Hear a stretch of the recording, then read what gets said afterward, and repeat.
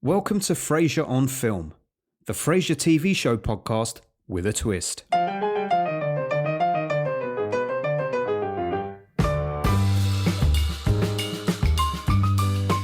Each episode of the podcast visits each episode of Frasier across its 11-series run. But our main focus isn't on the good doctor himself, no. It's going to be one of the guest appearances on the show that week. That could be one of the many A-listers who called into Frasier's KACL radio show, or just someone who made a fleeting appearance at Cafe Nervosa. We'll delve into that actor's backstory, look over their cinematic offerings, and deep dive into one movie specifically. By the end, we'll see if we can make a connection between their character in Frasier and their character in the film we've just talked about. So you'll be hearing about icons and wash-ups, legends and starlets, sherry drinkers and beer guzzlers, blockbusters and B-movies. It's going to be an education in it all. But what if you don't really watch Frasier? That's fine, you'll probably know the actors we're talking about.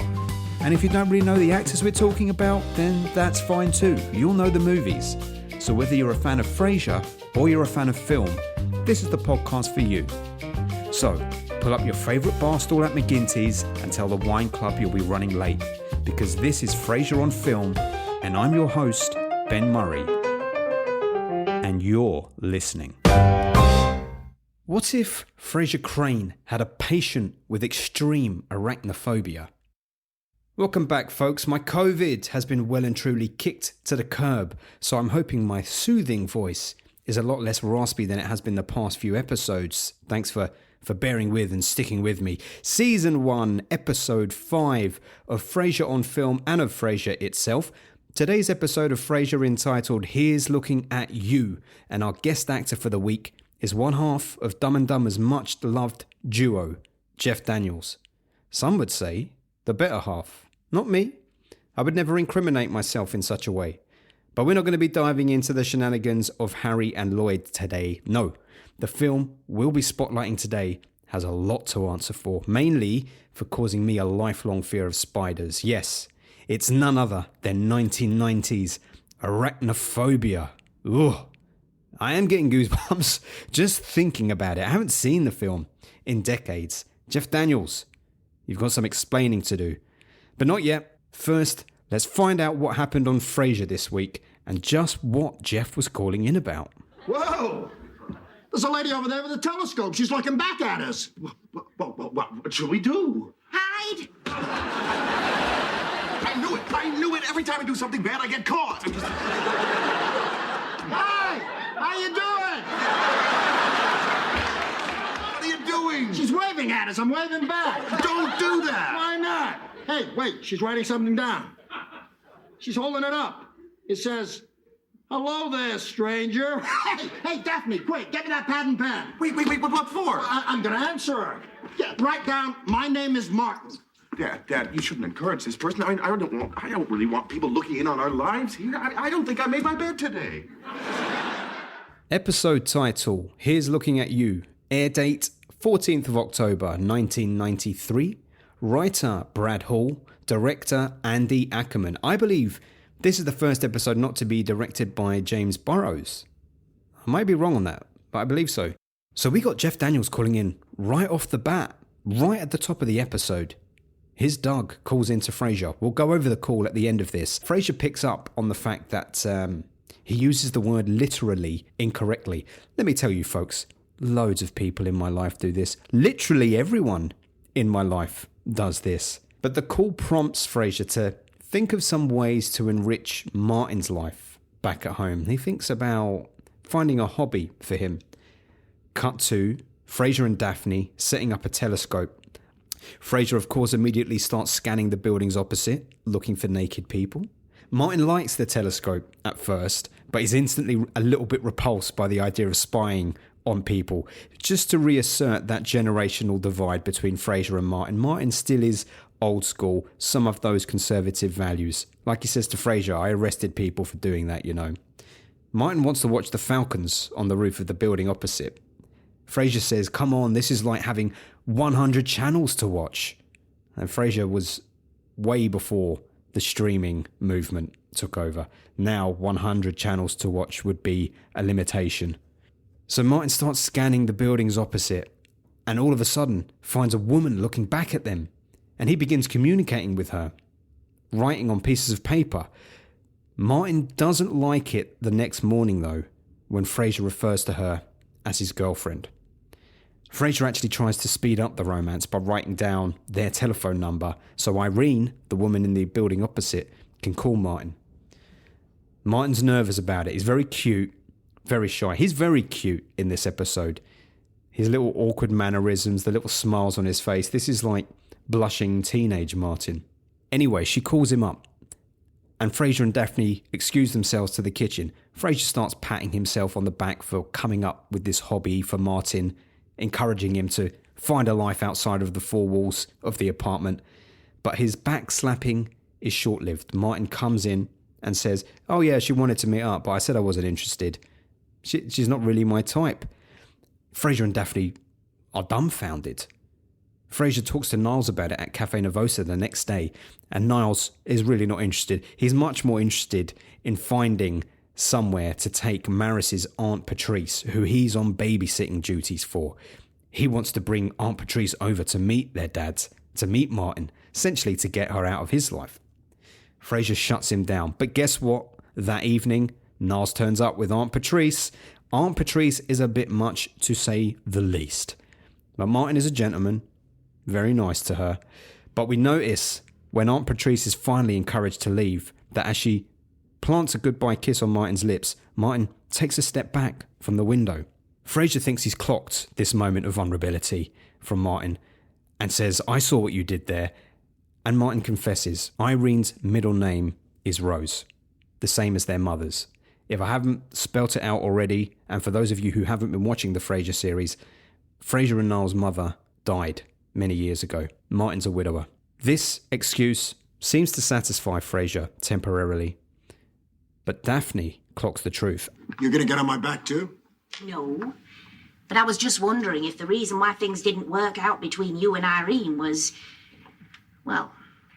What? Well, maybe if you weren't just a little self-conscious about your hip. That's ridiculous. Well, I'm glad to hear that, because you really don't have anything to be self-conscious about, you know. With that silvery mane, twinkling blue eyes and whiskey voice, you're quite a package. Yeah, I'm quite a catch. You are. But there is one last little thing. I did notice that every time you went to the telescope to see Irene, you hid your cane. I just put it off to the side so I wouldn't trip over the damn thing.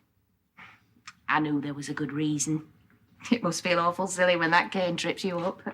And this is what I like about Daphne in this episode. This is where we first see her real emotional intelligence. We see her ingrained in the family. She's actually observed the truth. The exchange actually made me tear up slightly. There's an emotional intelligence from Daphne, but there's a real vulnerability in Martin, something we haven't seen too much from this slightly grizzled old war dog. We're seeing him for the human being that he is. The episode ends with Martin going out on a date with Irene, possibly his first since his wife died. There's a really cute smile on John Mahoney's face when she arrives. It's lovely. And there's also this interesting moment where Freddie sort of appears on the show. Frasier's son, Freddie, from his marriage with Lilith, is on the phone with Frasier in this episode. It's the first direct contact with Freddie we have in Frasier. It's wild to me that 30 years later, we have Frasier and Freddie leading a new iteration of the Frasier sitcom show. Who's watching the new revival of Frasier, by the way? Hit me up in the comments, send me an email, let me know what you think about this Frasier revival. I have thoughts. I'll come to them at some point. Few bits of trivia. The episode's title is a quote from Casablanca. Even though Frasier bought a telescope as a surprise gift for Martin, if you go back and watch The Good Son, there's actually already a telescope set up on the balcony of Frasier's apartment. It doesn't appear in the subsequent episodes, though. The Senator Thurmond that Frasier is referring to when he's speaking to Freddie on the phone was actually a senator, a real-life senator based in South Carolina, who is known for his support of racial segregation. Peculiar trivia this week. Let's leave the trivia. Let's return right to the very opening of this week's episode. Here's Jeff Daniels calling in as Doug, complaining about his mother literally hanging around the house all day. Hanging around the house all day. How, oh how, will we ever make our Crane connection to arachnophobia this week? Yeah, well, it's about my mother. She's getting on now, and she doesn't have much of a life. And she doesn't want to do anything or go anywhere, and she literally hangs around the house all day. I mean, it's very frustrating. Doug, I'm sorry. Can we just go back for a second? You said your mother literally hangs around the house. Well, I suppose it's a pet peeve of mine, but what you mean to say is that she figuratively hangs around the house. To literally hang around the house, you'd have to be a bat or a spider monkey. Now, back to your problem. Do you mind if we stop while I tell you my pet peeve? Well, not at all. I hate it when intellectual pinheads with superiority complexes nitpick your grammar when you come to them for help. That's what I got a problem with. So Jeff Daniels then, actually born Robert Lee Daniels, came into the world on February 19th, 1955. He was born in Georgia, but raised in his parents' native Michigan in a town called Chelsea, where his father was the mayor.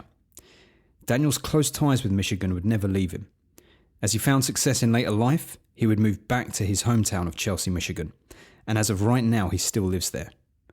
Over the years, he's gone to great lengths to encourage investment and business expansion in Michigan, leading to an induction into their Walk of Fame and an honorary doctorate in fine arts from their university. But before all that, his star would need to rise high enough to be able to effect such significant change. In order to do that, he had to build himself up. Formative years saw him participate in school theatre programs and drama schools, which eventually led to him becoming an assistant stage manager at the age of 22 on Broadway. Inevitably, like all of the actors who have appeared on this show so far, it wasn't long before he began to tread the boards himself, sharing the stage with the likes of William Hurt and earning himself Supporting Actor Award nominations. On Friday the 13th, 1979, at the age of just 24, he married his childhood sweetheart, Kathleen. An avid baseball fan, the date was picked because he wore the number 13 on the back of his jersey when he played. The two are still married with 3 kids to this day. Daniel's screen debut came with the movie Ragtime in 1980. I don't know it, but it was his role in Oscar-winning Terms of Endearment which really brought him to people's attention. As the decades passed, Daniels would be fortunate enough to work with a rogues gallery of directors, including Woody Allen, Jonathan Demme, Noah Baumbach, Clint Eastwood, and Mike Nichols. In fact, his role in Woody Allen's Purple Rose of Cairo, alongside Mia Farrow, earned him a Golden Globe nomination in 1985. As he began to get more of a name for himself, starring alongside the likes of Jack Nicholson, Meryl Streep, and Susan Sarandon, it was around about this time when he decided to check out of the big city and head back to Michigan. Though his film work would continue in the years to come, his focus started to shift back to his first love, the theatre. So in 1991, he founded the Purple Rose Theatre Company, a non-profit company named after the Woody Allen film which had brought him such success. Based in Chelsea, Michigan, it's a creative home for theatre artists to define their collective Midwestern voice. At least that's what the website says. Over the years, he has written a number of plays for the company, and although very widely respected, as recently as 2021, the company actually came under fire for allegations of toxic and abusive treatment of apprentices by staff. For someone who was beginning to make his name as a largely dramatic actor, it was something of a surprise then when Daniels teamed up with funny man Jim Carrey to star in the unforgettable 1994 gross-out comedy Dumb and Dumber. It was of course a huge commercial success, but not everyone was happy. Because there were 3 agents on the phone the night before I was to fly the next morning to do wardrobe for Dumb and Dumber. 3 agents, 1 in New York, 2 in L.A. The 2 in L.A. were going, we're going to stop you. You're not going to do this. You're a serious, important actor. We're trying to get you to the Oscars. You keep defeating us. Stop doing that. And this will be the end of your career. Frankly, Jim Carrey's a comedic genius. With all due respect, he's going to wipe you off the screen. Say no, and we'll take care of it. I said, you know what? I'm bored with the career. I want to change it up. I'm living in Michigan, right? I need to go from Dumb and Dumber to anything remotely serious. And for my world, in between there are all these jobs. Because if you can do this and you can do that. So I said, if this is a mistake, guys, it's mine. Daniels would continue in the mainstream with starring roles alongside Keanu Reeves in Speed, Glenn Close in 101 Dalmatians, Anna Paquin in Fly Away Home, and of course alongside many tarantulas in Arachnophobia. As the 21st century arrived, Daniels decided to cool it on Hollywood a little bit. He really wanted to focus back in on his work at the Purple Rose. Ironic then that he should secure his third Golden Globe nomination during this time for Baumbach's The Squid and the Whale and be part of George Clooney's Oscar-nominated Good Night and Good Luck. In 2009, after an almost 20-year absence, Daniels returns to Broadway, starring alongside James Gandolfini and Marcia Gay Harden in a play called God of Carnage. Now that we know what Tony Awards are, or you do know if you've listened to previous episodes, we can understand the significance of Daniels being nominated for one, for his appearance in this play. In 2012, Daniels has a career resurgence. He starred in Aaron Sorkin's HBO drama The Newsroom for several years as fictional news anchor Will McAvoy. It led to an Emmy nomination and a win. Perhaps an indication to some that Daniels needed a little bit more walking around money than he might have had at the time. He also reprised his role as Harry Dunn opposite Jim Carrey in Dumb and Dumber 2. Unsurprisingly, it was panned critically. But it didn't bother Daniels, nor was it reflective of a career slump, because in the subsequent years he's worked with Aaron Sorkin on stage in something like To Kill a Mockingbird, he's worked on several Netflix productions, and the film work keeps coming to this day. In 2020, Daniels publicly endorsed Joe Biden in the presidential election against Donald Trump. He even narrated a campaign ad for Biden entitled America Needs Michigan, showing how, for Daniels at least, everything comes full circle. Everything comes back to home. Kathleen, my wife, is from there. I'm from there. After 10 years in New York, we said, why don't we just go home and live there, because the career is going to end. It will be over soon. You were very pessimistic about your chances. I don't know. I got terms of endearment, a couple. I'm going, that's probably it. So let's just go home so that when we get the call that I'm over, I'll be home. I'm serious. Here's the weird thing, Jeff. There's no call that it's over. No, but there is. There's just the phone doesn't ring. That's how it works. There's no one person who calls and says it's over. Yeah. See, that's what. And you live in Michigan. That's what you think. Don't know. We don't know. One final note about Jeff, and something that a lot of people may not know. I didn't know until very recently when my wife flagged it to me. The one constant in his life, other than his wife Kathleen, is his acoustic guitar. In 1976, he bought a Guild D40, threw it in the back seat of his car and chased a musical dream. Since then, he's documented his life through his songs. His songs have become his diary, marking key moments. He's performed gigs, released albums, and above acting, it's the one thing he does every day with a passion. So how do we summarise Jeff? I mean, I've got to say, I wasn't sure whether or not to bring up the controversy surrounding Purple Rose Theatre Company, but in the interest of being transparent, I couldn't not do it. When I dug into it, it flagged. Because from what I can see, he seems like a genuinely decent guy, one who worked hard for the fruits of his creative labour. His commitment to his career, to his wife, his kids, his non-profit project, all admirable. Lacking in Hollywood, actually, lacking in the world of the celebrity. I'm increasingly cautious about putting my faith and respect in individuals that I admire for their creative output, particularly when I end up finding out more about their off-screen antics. This show is going to be devastating for me. A lot of those people I admire, I'm just going to be absolutely gutted by, I know. Maybe I should learn to compartmentalise, but with Jeff it doesn't seem like I have to do that anyway. I don't feel particularly strongly about him, so I wasn't about to be disappointed. From what I can see, he just seems like a really humble guy who follows his dreams, does what feels right for himself and his family, and tries to give back to the community. I can't be mad about any of that. And I'll be honest, although Jeff Daniels' career and backstory isn't particularly salacious and explosive, certainly not as some of the names we're going to hear about on this podcast, there's something nice about some relatively quiet and fairly controversy-free ways of life. We could delve into his dramatic offerings today, I suppose, but where's the fun in that? Come on, let's juice it up. Let's see him mix up the dramatic and the fantastic and the comedic, I guess. It's been a long time since I watched this, but it's unquestionably a classic. Let's see what Jeff brings to the table in 1990's Arachnophobia. Spiders make convenient culprits. There's no spider here. I think one of your Venezuelan spiders hitched a ride here. There may be some spiders around here that are very dangerous. Yeah, chill out. Just run. They spread out from a central nest in a web-like pattern and dominate the entire area. When that happens, this town is dead. Better uncork my private stock. Rock and roll!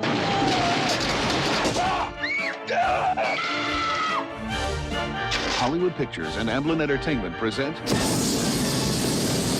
Arachnophobia. 8 legs, 2 fangs, and an attitude. Perk up, Lloyd. If we find the spider that did this, you can arrest him. Arachnophobia, a thrill-omedy. Arachnophobia, released in 1990, directed by Frank Marshall, produced by Steven Spielberg, and starring Jeff Daniels, Julian Sands, Harley Jane Crozak, and John Goodman. Now, this was supposedly marketed as a thrill-omedy at the time, because the studios didn't know whether to categorize it as a thriller or a comedy. I think there was a new studio that had taken ownership of making this film. I think it was called Hollywood Productions or something like that. Something really on the nose. Anyway, regardless of how it was marketed at the time, the reality is it's both. In fact, it is both. But ultimately, to me, it's a horror film. I got from this, having watched it just a couple of days ago for the first time in decades, the feeling I had when I was a child. I was terrified. It was horrific. This is my idea of a horror film. I'm sure this is the case for any arachnophobe. I'm sure it's the case for many horror films when someone has a deep fear of the thing that is being portrayed in the horror film. Clowns, ghosts, rats, whatever the thing may be. For me, the thing is spiders. And I think this film both captures the primal feeling I have about spiders, the irrational and primal fear and feeling I have about spiders, big spiders coming for me. But I also think this film is the cause of the fear. Watching it at such a young age clearly planted seeds in my mind, made me think that this was the reality of the world. This is how I was going to encounter spiders as I got older. They were going to be these nasty, creepy things that would jump out at me from lamps while I'm having a shower, when I go into sheds. Let me tell you, every time I go into a shed, I look in the corners. You don't even have to look in the corners. The webs are already spun, right? They're there. You know they are. Just like in this film, in that huge fucking barn, as soon as that spider comes in. Let me back up. Right. For those 2 or 3 of you who've never seen Arachnophobia, let me explain the concept. So the concept is, well, the premise is Julian Sands, British guy working in Venezuela, studying insects and creatures and whatnot. He takes an American journalist out into the depths of the jungle so that they can smoke out some insects for investigation. But he gets more than he bargains for when he smokes out a fair few bird eaters. I think they call these tarantulas bird eaters. And they drop into his funnel. They kill the American journalist with a bite very, very quickly. The American journalist is shipped off back to the US so he can have a burial. And just take one guess, what's in the coffin with him? What's being sent back to America? Not only is a tarantula being sent back to this small town in America, Jeff Daniels is on the way as a new doctor to replace the existing doctor in that town. When Jeff Daniels gets there, his fear of spiders, plus the fact that the existing doctor isn't willing to give up his space, are going to prove 2 very challenging things for him. We'll come to Jeff Daniels' performance shortly, but the whole film is a romp. It is not a laugh riot. It's not a out-and-out comedy. It's not. The comedy is in the dark moments. And when I say the dark moments, I mean the spider moments. The moments when the spiders bite and kill and are on the attack. The suspense and the tension is ratcheted up so well, and then there's a release valve, which is a laugh or a joke or something silly or something funny. Sometimes the something silly or funny can be a visual gag. Sometimes it's just the eccentricities of these townsfolk, whether it's the mortician and his obsession with food and walking out of parties with his plate piled high, or it could just be a perfectly delivered line by Jeff Daniels when he just says he's scared shitless and he can't move when he's asked to move towards a spider. Bunny Beachwood says that everybody's calling you Dr. Death. Well, that's just silly, Shelley. And they say you want to cut people up into little pieces. Look, it's called an autopsy. It's not a very pleasant thing. But sometimes it's the only way to find out what really happened to a person. But there are some doctors who should know better who just won't accept that.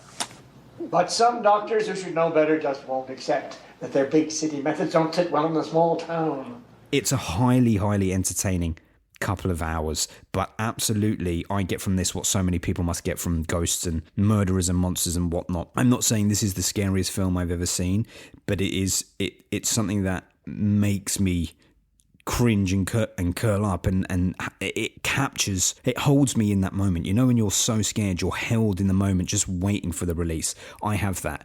I come to it close with things like Halloween, or certainly did back in the day, the Michael Myers Halloween, but a lot of horror, and I am a huge fan of horror, a lot of horror doesn't really scare me. I just appreciate it for what it's doing and how it's doing it, and I normally revel in the goriness and the shocks and the scares, whereas here, the creatures are quite terrifying. Largely the reason is they mainly use real spiders. They use real spiders in the film a hell of a lot. Not only that, they put them in the frame with the actors, so it's not, shot of Jeff Daniels, shot of a spider, and just repeat that. You've got the spiders in front of and behind Jeff Daniels in one shot. Mix that with about, I would say, 20% of the film, which is probably animatronic spider, obviously for the big boy. But they've actually got small spiders, actual tarantulas, and then an animatronic, and they all move interchangeably amongst themselves. And that's where the thrills come from. And Frank Marshall executed it very, very well. For 1990, I won't stand for anyone being sniffy about this film or the way it's delivered. It's done very, very well. It zips by, considering it's almost 2 hours. It moves much quicker than you'd imagine. It's largely down to the fact that there's so many set pieces all along the way that really capture your imagination. And there's a compelling story, which of course is that when Daniels is there at first, people resist to an extent. They don't believe that it can be anything other than his malpractice and the fact that he's been diagnosing these people wrong and making bad decisions for them as the new doctor in town. Obviously, it's the spider. It's Jaws. It's essentially Jaws here, right? There's a threat in the town. You've got to listen to me, otherwise it's going to keep killing. It's halfway believable as well, I've got to say, but it mainly taps into the fear of spiders. But the premise of taking something which we know is scary but is far away, at least is far away from me here in England, an exotic Venezuelan tarantula which can bite and kill, well, that's as far away from me as you can imagine. But in the constraints of the story, bringing it home or bringing it to America to mate with the domestic and create these horrific hybrids, that's genuinely scary, and that's a premise that you can suspend your disbelief and get on board with, I would say. There's also enough science in there to be just about plausible. Julian Sands' character and a couple of his colleagues are quite believable. His colleagues are quite likable. Julian Sands is a bit of a dickhead because he's the reason all of this happened, but all of this suspense and horror and science and laughs builds up really well altogether. That's what sits so well. Just like I said, the relief of the laughter after tension has been built. We've also got people like John Goodman in here as a pest controller. I've always had the image of him burn into my memory, walking down wooden steps of a house and squirting these spiders with water on his way out, and him going, yeah, I'm bad. I've always remembered that, more than I remembered most of the film. It's still great. There's also some other stuff in there, the fear of moving from the city to the country and all the bad things that could happen. It's no coincidence that, well, I won't spoil it, but it's no coincidence that the ending of the film, the very ending of the film, is what it is after everything we've seen.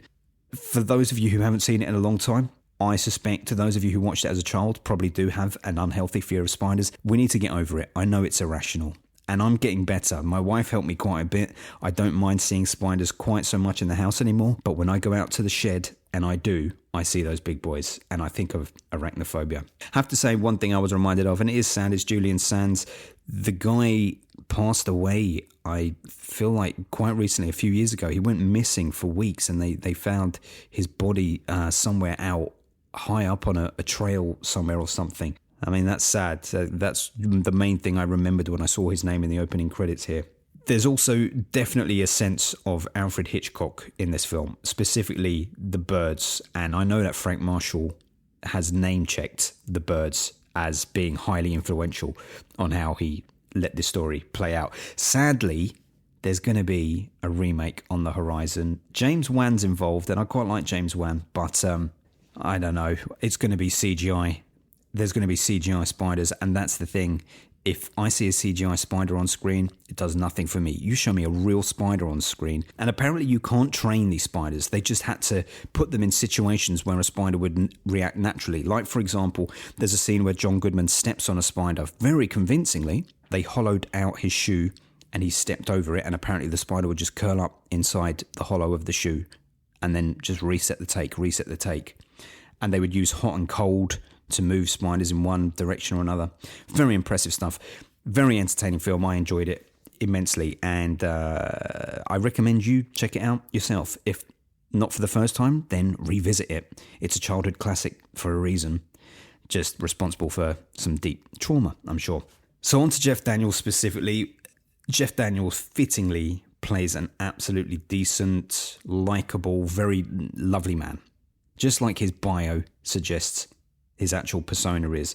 That's how he comes across on the film. Very likeable, very affable.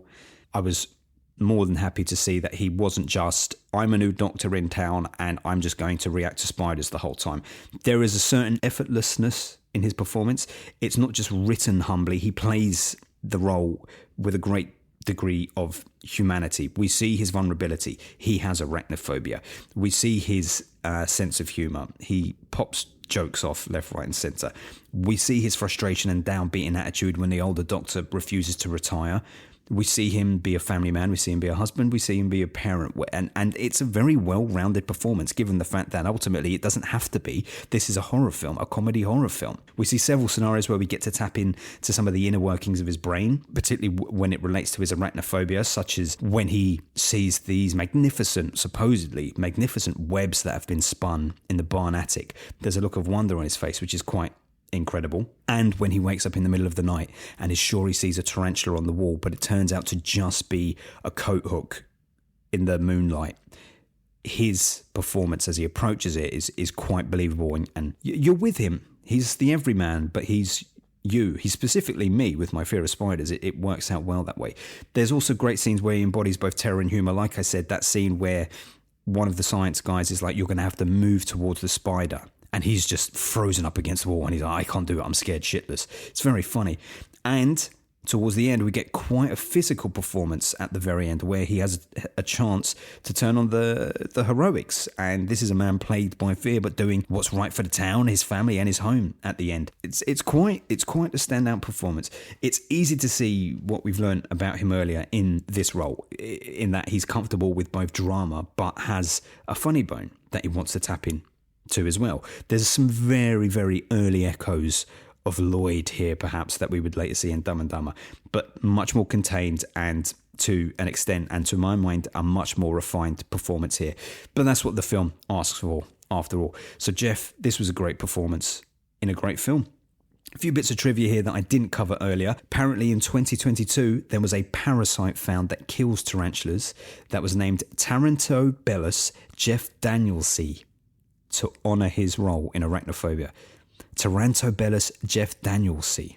Come on, I don't know if this is true. Apparently the safety of the spiders was paramount throughout the entire production. I already spoke about the scene with the hollowed out boot, but there were also things like when water was sprayed at the spiders, it was completely harmless. It was not anything poisonous or anything damaging. A scene where a spider goes down the plug hole, it was framed so that actually when they went down the plug hole, there was a small container and the spider would just sit happily in the container. Happily, as if I know.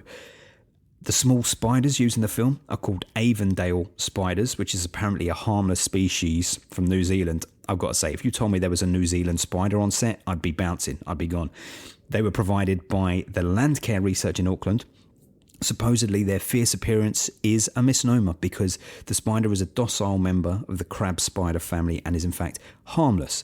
They weren't allowed back into New Zealand for quarantine reasons after the film was made. So what happened to all those spiders then? Did they all just go loose in America?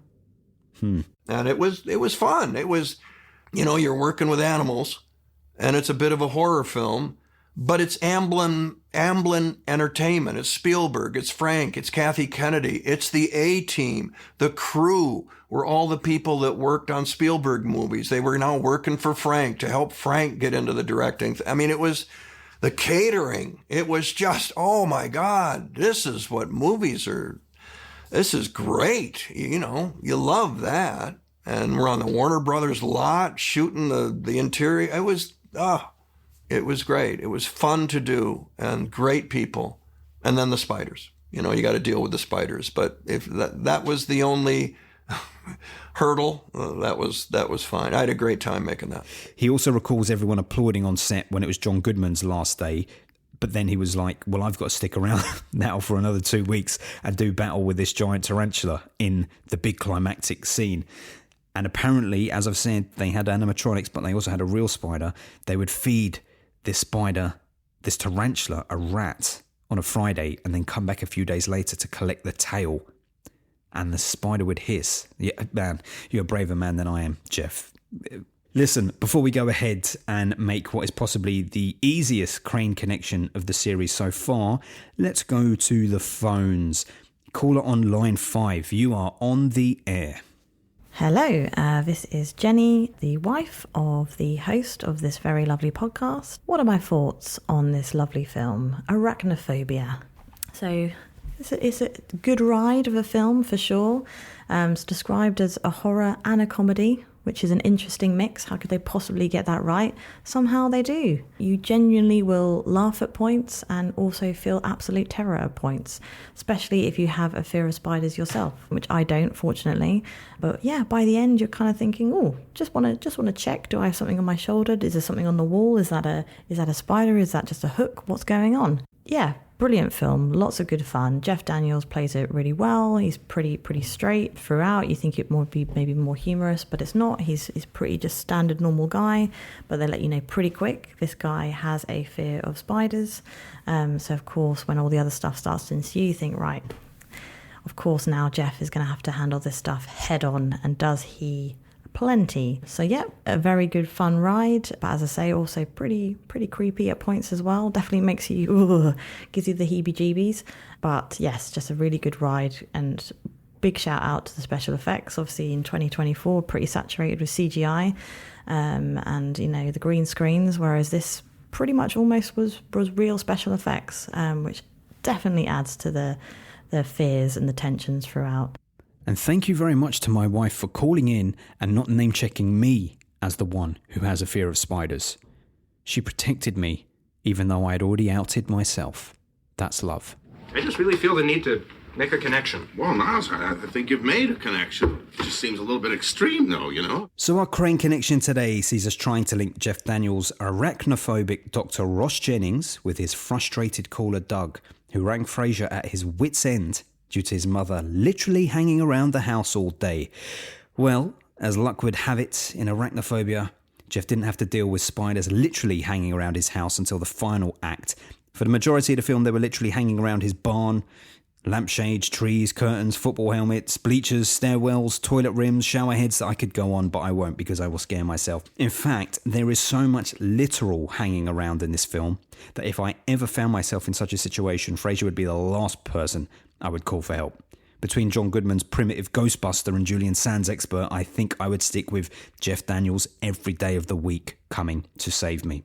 So that brings us to an end. As we peer down our telescope and write our goodbye sign to Frasier, we also say goodbye to Doug and wish him well with his lazy mother.